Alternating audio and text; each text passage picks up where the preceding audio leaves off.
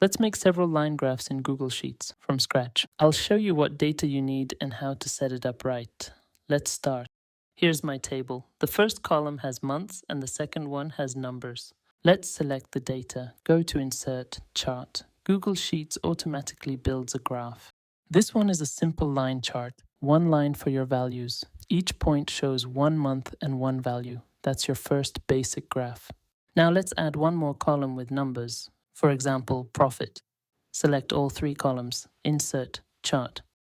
Now the graph shows 2 lines, one for sales and one for profit. Each column of numbers becomes its own line. If you add more columns, you'll get more lines on the same chart. Next example, if your first column also has numbers, for example, sales and profit, Sheets will still build a line, but it's actually a scatter chart. It connects points based on both values, not by time or order. So it shows the relationship between numbers, not how they change over time.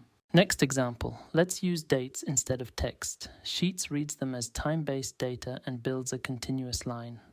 Now let's see what can go wrong with the time column. Here my first column is visitors and the second one is date. Sheets builds the chart correctly, but in settings it says use column B as labels. If I turn this off, the graph breaks. So always check which column is used for your x-axis.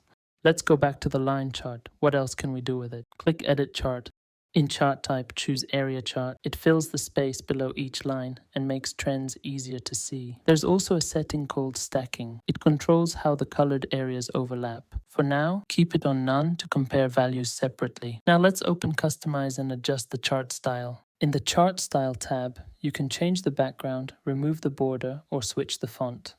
There's also a nice option, Smooth. It gives your line a nice, smooth curve. Next, open Chart and Axis Titles. Here you can edit the main title and subtitle. Let's center the title and make it bold. You can also rename axis titles or remove one if you don't need it. Let's hide the title on the x-axis. Next, open the Series tab. Here you can edit both series or each one separately. Let's start with sales. Choose a color, change the line style, change the transparency of the area. Now select profit. Let's change the point shape, pick diamond and make it a bit bigger. To show data labels, turn on the checkbox Data Labels. Then you can adjust the font, position and number format. Let's use a rounded currency. You can also add a trend line. It shows the overall direction of your data. Next, go to the Legend tab. Here you can choose where the legend appears on the chart. You can also change the font, style, and size of the text. Next, open the Horizontal Axis tab. Here you can edit how each label looks, font, size, and style. In the Vertical Axis section, you can do the same. You can also turn on Show Axis Line to make the axis more visible.